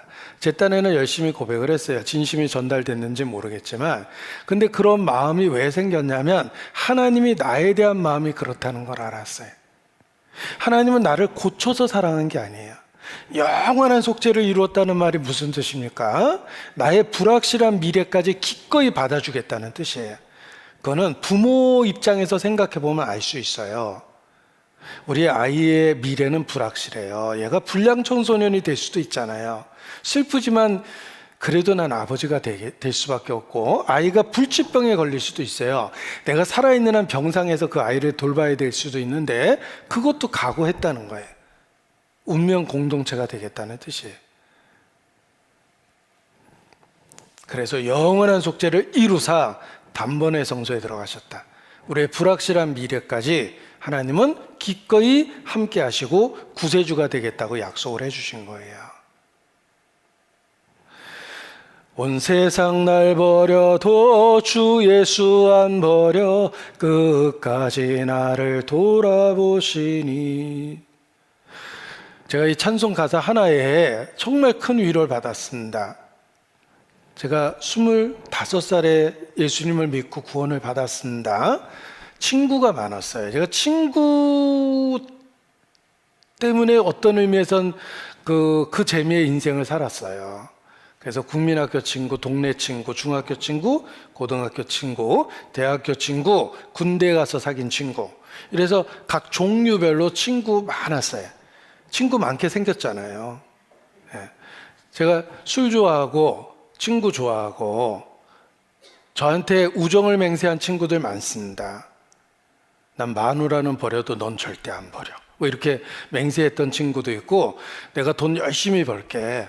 그래서 나 집 져가지고 2층 집 져가지고 너 1층 살아. 응? 내가 2층 살게. 이렇게 저한테 약속해준 친구도 있어요. 아직 전화는 안 왔는데. 아무튼 저한테 우정을 맹세했던 친구 많습니다.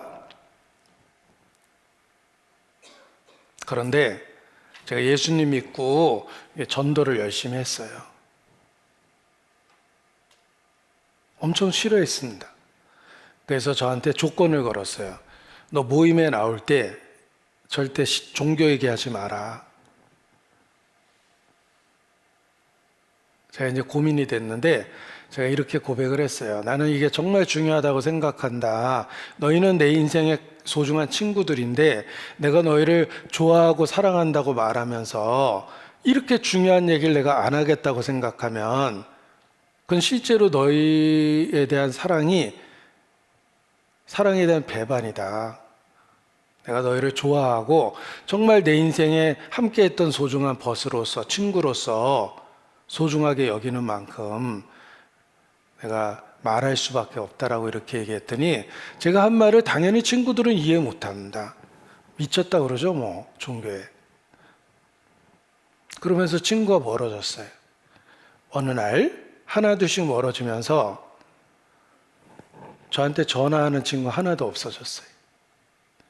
그 많았던 친구가 제가 전화기를 이렇게 싸구려를 못 썼어요. 친구가 너무 많으니까 이게 안 들어가는 거예요, 그 용량이. 근데 그 많았던 친구가 정말 어느 날 없어졌어요. 그래서 개인적으로는 좀 슬프잖아요. 그렇게 나름대로 제 인생의 한 부분이 없어진 것 같아가지고 너무 서운하고 막 이랬는데, 그 찬송가 한마디가 충분한 보상이 됐어요. 온 세상 날 버려도 주 예수 안 버려. 예수님은 수없이 많은 친구보다 나한테 더 놀랍고 확실한 은혜를 주셨어요. 그래서 잃어버린 것에 비하여 얻은 게 많으니까 충분한 위로가 됐던 겁니다. 주님은 단지 과거의 죄를 용서해 주신 분도 아니고 장차 천국에서 재림하는 분도 아닙니다. 현재도 함께 하십니다.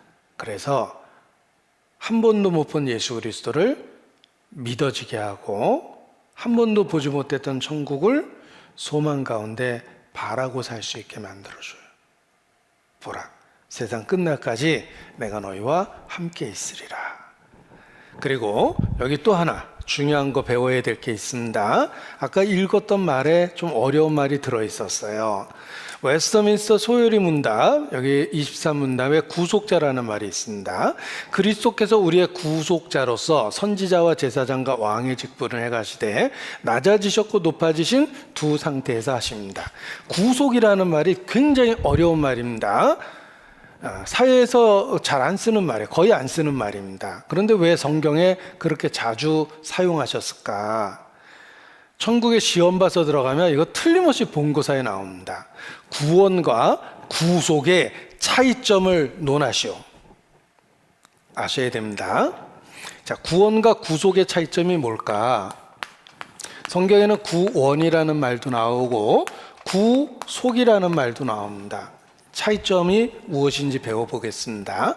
일단 한자로 써보면 구원이라는 말은 구할 구자에 당길 원자를 써요. 예, 손을 내밀어 적극적으로 끌어서 이렇게 건져준다는 뜻이며 위기로부터 성공적으로 벗어나다 이런 뜻입니다. 여기 불이 났는데 내가 여기 있으면 구원받은 게 아니에요. 아직 살지 죽을지 모르거든요. 그런데 창문이 깨지고 소방관이 들어오고 저를 안전한 바깥으로 끄집어냈어요. 위기로부터 성공적으로 완전하게 벗어났죠. 그게 구원이에요. 예수님은 우리를 구원하셨어요. 죄와 심판으로 인한 위기로부터 성공적으로 완전하게 구원하셨어요. 죄를 용서하셨거든요. 그래서 구원이라는 말을 쉽게 표현하면 곧 죄사함을 받았다 이렇게 표현하신 거예요. 자, 구원은 위기로부터 성공적으로 완전하게 벗어나다는 뜻입니다. 구속은 뭘까? 잘못 생각하면 이렇게 잡혀가는 거 생각나는데 한자가 다릅니다. 한자로 이렇게 써요. 구자는 똑같이 씁니다. 구할 구자를 써요. 요 속자가 바꿀속, 살속, 무역할 속이라고 그래서 이렇게 씁니다.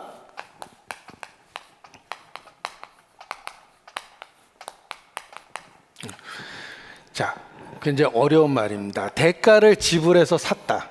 그래서 구원했다. 이런 뜻인데 이 단어가 언제 쓰이냐면 빚을 못 갚아서 노예로 팔려가게 되었을 때 빚을 갚아주고 풀어주는 것을 대가를 지불하고 사서 구해줬다. 그래서 구속했다. 그때 씁니다. 그런데 지금은 빚 못 갚은다고 팔려갈 일이 없어요. 그러니까 거의 안 쓰는 단어가 돼버렸습니다. 이걸 영어로 redemption이라고 그러거든요. 거의 안 쓰는 단어가 돼버렸는데 이 단어를 쓰는 유일한 경우가 있습니다. 언제 쓰는지 들어보십시오. 어떤 분이 필리핀 관광을 갔습니다. 굉장히 좋은 조건에 필리핀 관광을 갔는데 행방불명이 됐어요. 관광 갔는데 소식이 뚝 끊긴 거예요. 가족과 친척이 동네 사람이 다 걱정을 했는데 연락이 끊겨버렸습니다. 그런데 몇 달 뒤 빨가벗겨서 꽁꽁 묶여있고 눈이 가린 사진 한 장이 고향에 도착했어요. 납치당했어요. 그리고 편지가 들었는데 10억을 보내지 않으면 팔과 다리를 교대로 잘라서 보내겠다. 이렇게 써 있었어요. 가족과 친척이 회의를 했습니다. 멀쩡한 사람을 죽게 할 수는 없죠. 그래서 10억을 이리저리 만들어 봤는데 아무리 모금을 해도 돈이 안 되는 거예요. 그 소식을 들은 동네 사람이, 이분이 그 동네에서 인신은 얻었나 봅니다. 아유, 그렇게 좋은 아저씨가 어떻게 그런 일을 당했냐 그래가지고 동네 사람들까지 모금 운동을 했고 동네 아이들까지 저금통을 털었답니다. 간신히 10억을 만들어서 10억을 송금을 했습니다. 그리고 안타깝게 연락을 기다렸는데 고속도로에서 산채로 꽁꽁 묶인 채로 발견이 됐어요. 다행이죠. 살아 있었어요. 그래서 며칠 뒤에 고향에 무사히 도착을 했습니다. 고향 와서 무사히 집에 들어갔어요. 이제 안전하게 구원을 받았죠. 그런데 어떻게 구원을 받았는지 집에 와서 알았어요. 자기를 구원하기 위해서 엄청난 대가를 주고 무역을 했죠. 돈을 주고 샀어요. 사서 구해준 거였어요. 10억을. 그때 쓰는 말이에요. 이 구속은 구원의 방법을 의미하며 대가를 지불해서 구원했다는 뜻을 갖고 있습니다. 그런데 왜 하나님께서 이런 어려운 단어를 쓰셨을까? 내가 너희를 구속했다. 이유가 있습니다. 너희가 구원받은 것은 거저받은 거지만 그 구원이 이루어지기 위해서 내가 엄청난 희생을 했단다. 너희를 구속했단다. 아들의 피로 너희를 샀다. 이렇게 얘기하시는 거예요. 여러분, 아들 팔아서 사고 싶은 게 뭐가 있습니까? 벤츠 사고 싶어요? 아파트 복층짜리 사고 싶습니까? 정상적인 부모라면 자식만한 금덩어리 줘도 절대 못 바꿔요. 그런데 하나님은 우리를 구원하기 위해서 기꺼이 독생자를 희생했죠. 내가 너희를 대가를 지불하고 구한 거다라는 걸 가르쳐 주려고 요 속자를 쓴 거예요. 이렇게 어려운 말을 쓴 거예요. 그런데 하나님도 걱정이 되셨어요. 이렇게 어려운 말 썼다가 또 구원 못 받을까 봐 곤란할까 봐 하나님이 아주 쉬운 말로 바꿔놨어요. 곧 죄사함을 받았다. 성경에 보면 구속이라는 말이 꼭 죄 용서받았다는 말과 같이 나오죠. 하나님도 걱정이 돼서 쉬운 말로 바꿔놓은 거예요. 자, 말씀을 듣다 보면 초급반, 중급반, 고급반이 구별됩니다. 초급반은 죄 용서받았다. 중급반은 구원받았다. 고급반은 구속받았다. 이렇게 수준별로 깨달으시면 됩니다. 구속이라는 말은 대가를 지불하고 구했다라는 걸 가르쳐 주기 위해서 쓰신 표현입니다. 골로새서 1장 13절 찾겠습니다.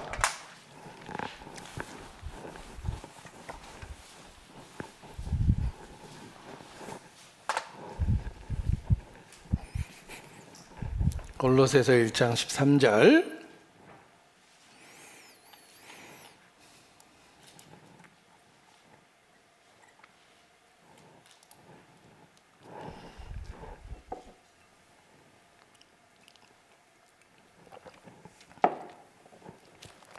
골로새서 1장 13절.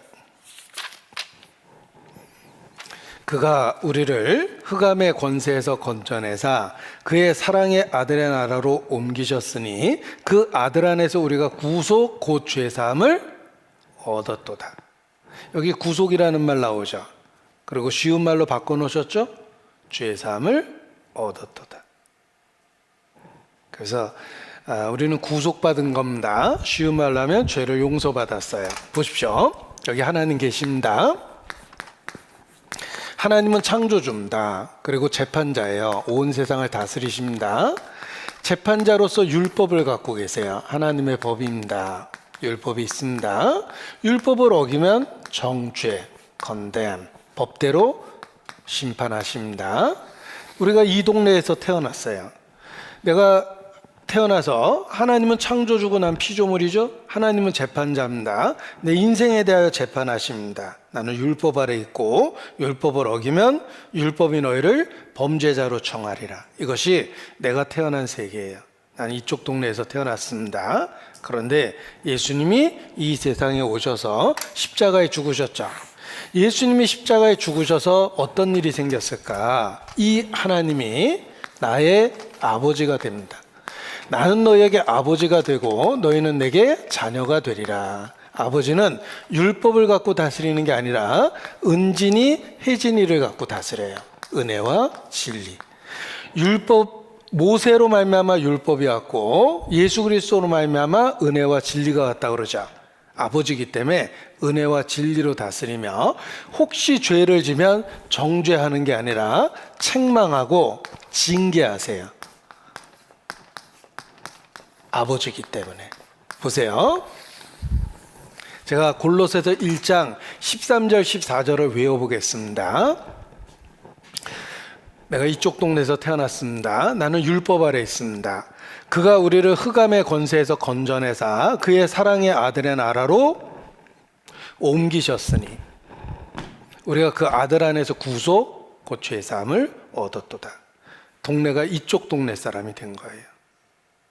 하나님은 나의 아버지입니다. 내가 혹시 죄를 지면 책망하고 징계하시지 정죄는 안 하세요. 왜냐하면 예수님이 옮겨 놓으셨어요.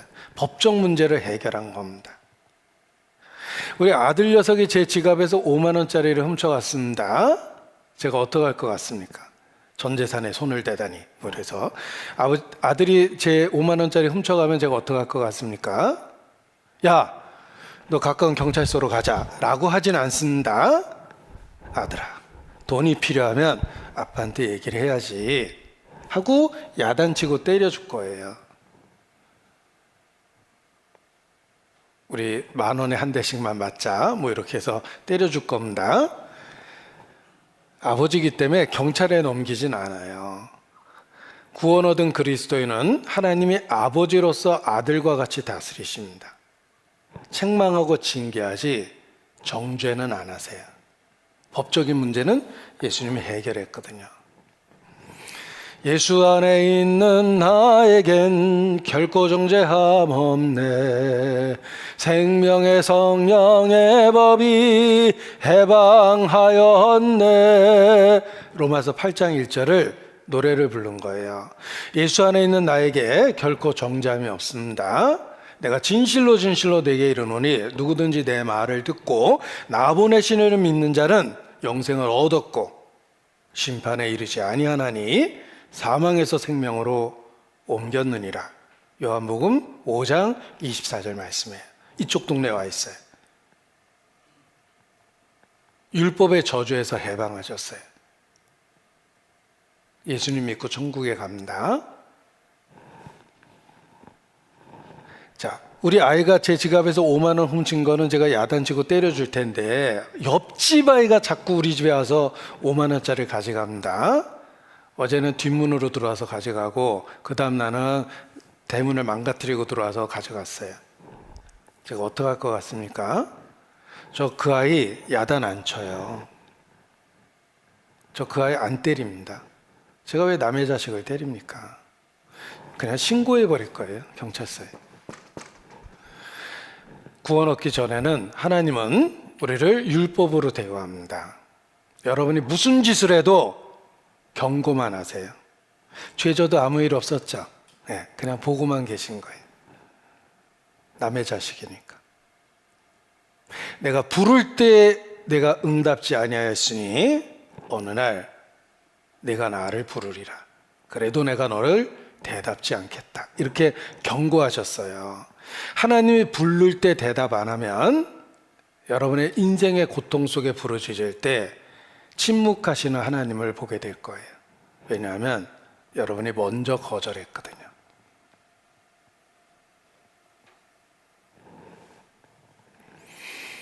예수 믿기 전에는 내가 무슨 짓을 해도 그냥 둬요. 어차피 재판을 받고 율법의 대로 정죄받을 거니까 행한 대로 갚겠다 그러셨잖아요. 그러나 예수님을 믿으면 하나님의 아들이 되고 비로소 하나님은 우리 인생에 간섭해요. 아버지처럼.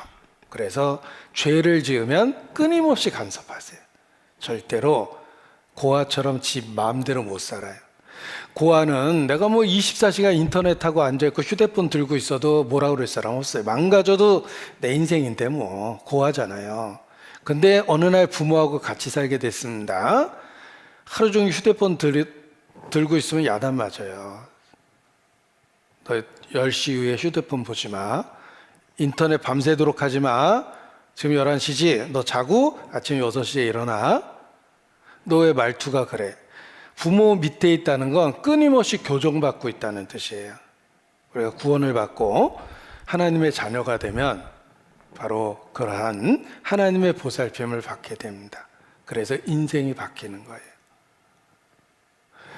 제가 술 좋아했다는 얘기는 아까 친구 좋아한 이야기 속에 들어 있었습니다.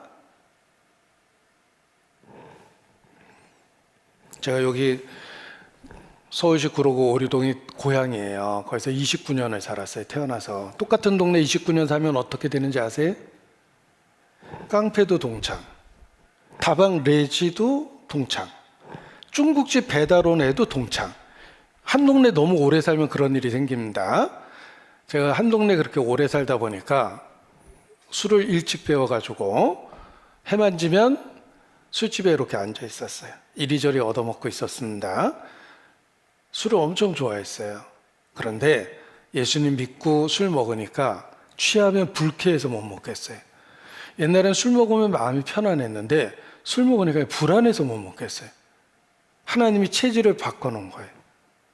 먹고 싶은데 안 먹는 게 아니고 불안해서 못 먹겠어요. 그렇게 좋던 술이 멀어집니다. 제가 또 담배가게 아들이었습니다. 저희 집에 조그마한 슈퍼도 했거든요. 담배가게 아들이니 담배를 일찍 배웠습니다. 담배 오래 핀 사람은 빨대 잡아도 꼭 이렇게 잡아요. 습관이 돼가지고. 어떤 며느리가 고추씨 이렇게 털다가 시어머니가 아가 너 담배 피니?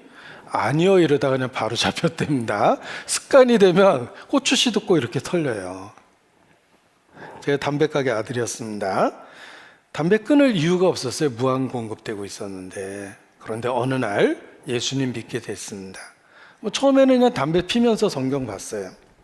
근데 뭔가 이상한 것 같아요. 담배 피면서 성경 보니까 담배째도 성경에 떨어지고 이렇게 문 대면 까매지거든요. 왠지 하나님 앞에 맞담배질 하는 것 같은 느낌이 드는 거예요. 그래서 이제 그다음부터는 성경 볼 때는 하고 이렇게 봤어요. 이게 뭔가 아니라는 생각이 계속 드니까 그렇게 끊을 수 없을 것 같았던 담배가 멀어졌어요. 옛날 친구들끼리 담배 끊으면 상종하지 말자 그랬어요. 독한 놈이라고. 근데 이 담배가 끊어져요. 하나님이 그렇게 만들어 놓은 거예요. 보호자가 생겨서 그런 거예요. 제가 욕을 엄청 잘했어요. 정확한 발음과 풍부한 어휘로. 그러니까 한번 욕을 하면 한 10분 정도는 끊이지 않고 욕할 수 있어요. 어디 가서 무슨 억울한 일 당하면 자다가도 벌떡 일어나서 지금이라도 가서 욕해주고 올까? 분해가지고 잠이 안 오는 거예요. 그런데 그렇게 욕 잘했던 제가 욕 딱 하려고 그러면 진짜 하나님이 여기다가 파수꾼 세우는 것 같아요. 그렇게 잘하던 욕이 거슬려서 못하겠어요. 하나님이 바꿔놓는 거예요. 그전에는 하나님이 내 인생에 간섭을 안 했어요. 그런데 예수님 믿으니까 보호자가 됐고 아버지가 돼주신 거예요. 끊임없이 내 인생에 간섭해서 내가 할 수 없었던 변화를 만들어 놓는다. 하나님이 그렇게 하세요. 부모의 잔소리로 아이들이 자랐다는 표현을 이렇게 나이 들수록 공감하게 됩니다. 제가 갖고 있는 좋은 습관은 우리 부모님 잔소리가 만들어 준 거예요. 제가 어떤 문이든지 냉장고든지 문이든지 이렇게 닫는 법이 없어요. 어려서 그렇게 닫으면 항상 어머니한테 엄청 욕을 먹었습니다. 문은 닫고 손을 띄는 거예요. 그래서 지금도 제 아내가 냉장고를 이렇게 휙 닫으면 제가 이렇게 밥 먹다가도 딱 눈에 보이는 거예요. 저는 어려서부터 문은 그렇게 닫으면 안 된다고 제가 잔소리를 들어왔거든요. 그래서 문을 꽝 닫는 법이 없습니다. 우리 어머니가 만들어준 좋은 습관이에요. 제가 체형이 바라요. 이 바른 체형을 부모가 만들어준 거예요. 어렸을 때 이렇게 꾸부정해가지고 책을 보면 우리 어머니가 항상 저한테 욕지거리 했어요. 너 허리 못 펴? 지금도 이렇게 꾸부정해가지고 책 보다 보면 돌아가신 어머니 음성이 들려요. 너 허리 못 펴? 부모님 잔소리가 인생을 만들어준 거예요. 제발 공부 좀 해라. 공부해서 남 주는 거 아니다. 때가 있다. 시기 놓치면 너 공부하기 어렵다. 우리 부모님 잔소리 중에 하나인데 그 말이 맞아요. 공부는 해야 될 때 안 하면 시기를 놓쳐서 하려면 힘이 배나 들고 공부해서 남 주는 게 아닙니다. 제가 전도하다 보니까 영어로 된 성경을 이렇게 외국 전도를 하다 보니까 할 수 없이 보게 되는데 부모님 생각이 났어요. 영어로 된 성경을 딱 펼치면 거의 모든 단어를 다 알고 있는 단어예요. 그런데 내가 이 단어를 언제 외웠을까? 중고등학교 때 부모님 잔소리 듣는 그때 외운 거예요. 그 잔소리 들었을 때 외웠던 영어 단어를 평생 써먹고 있는 거예요, 지금 내가. 우리 어머니 말씀이 맞았어요. 공부해서 남 주는 게 아니다, 이 자식아 라고 우리 어머니가 얘기하셨는데 우리 어머니 말에는 꼭 뒤에 욕이 붙어 있어요. 제가 일부러 그런 거 아닙니다. 그렇게 강하게 얘기하셨는데 그 말이 맞아요. 그래서 제가 부모님 돌아가신 이후에 더 확실히 알았습니다. 부모님은 정말 나를 사랑했고 사랑하는 만큼 나를 방치하지 않으셨고 사랑을 잔소리로 표현했던 거예요. 내가 그렇게 지긋지긋하게 듣기 싫어했던 그 잔소리가 실제로는 엄마는 널 사랑해. 너에 대한 관심이 많어. 라는 뜻이었어요. 그런데 그때는 철이 없어서 사랑도 지겨웠어요. 제발 나한테 관심 갖지 말어. 막 이렇게 대들었던 기억도 있습니다. 근데 여러분 잘 생각해 보세요. 어느 날 내 주변에 정말 사랑하는 사람이 없어져 갑니다. 어느 날부터 휴대폰에 전화 걸 데가 없어요. 제가 부모님 살아계실 때는 외국에 나가면 잘 도착했다라는 전화라도 했거든요. 두 분 다 돌아가시니까 전화할 데도 없어요. 결국은 내 인생에 나를 가장 사랑해 준 분은 그래도 부모님이고 부모님의 잔소리가 내 인생을 만들었다는 걸 알게 됐는데 신앙적으로도 그렇습니다. 하나님은 내 인생의 보호자가 돼서 하늘에만 계시는 것이 아니라 성령으로 함께 하시고 끊임없이 내 인생을 교정해 나가십니다. 그래서 삶이 바뀌는 거예요. 하나님이 우리를 바꿔놓는 방법이 내가 너와 함께 하겠다. 성령으로 함께하며 보십시오. 주의 몸된 교회를 통해서 함께 하십니다. 교회를 예수님의 몸이라고 그러잖아요. 그래서 어머니를 통해서 하나님의 사랑을 나타내시는 것처럼 영적으로는 교회는 어머니의 역할을 합니다. 하나님을 아버지라 부르는 모든 사람은 교회를 어머니라고 여겨야 된다는 말이 있어요. 여러분은 결코 복음을 홀로 듣지 않습니다. 교회를 통해서 듣게 돼 있어요. 우리는 이 땅에 어머니라는 존재를 통해서 하나님에 의해서 오게 된 거예요. 교회가 그렇습니다. 그래서 철이 나면 부모에 대한 소중함을 뼈저리게 깨닫듯이 영적으로도 교회가 얼마나 소중한지를 알게 됩니다. 교회를 통해서 예수님을 알게 됐고 교회를 통해서 예수님을 믿게 됐고 교회를 통해서 예수님에 대한 신앙을 지키고 있기 때문에 그렇습니다. 그래서 주님 오시는 그날까지 함께 하시는 주님 그리고 교회를 통해서 역사하시는 주님을 통해서 더욱더 성장하시기 바랍니다. 성경은 진리이며 예수 그리스도 자신이 진리입니다. 주님을 믿는 그 어떤 수고도 결코 헛되지 않습니다. 예수께서 냉수 한 그릇이라도 라고 표현하셨는데, 작은 선행조차도 주의 이름으로 행하는 일에는 결코 헛된 것이 없습니다. 그래서 주님 오시는 그날까지 신앙을 지키고 잘 지내시기를 바랍니다. 기도하시겠습니다. 아버지 하나님, 하나님을 아버지라 부를 수 있는 놀라운 은혜를 주신 것 감사를 드립니다. 더욱 주님 안에서 살 수 있도록 붙잡아 주시고 지켜 주시기를 주님께 기도합니다. 한 주간 집회 주의 권능으로 함께 하심을 알고 감사를 드립니다. 말씀이 결실할 수 있도록 은혜로 더욱 붙잡아 주시기를 기도합니다. 수고하고 봉사했던 손길들 더욱 주님 안에서 살 수 있도록 더 좋은 것으로 함께해 주시기를 기도합니다. 고마우신 우리 구주 예수님 이름으로 기도합니다. 아멘.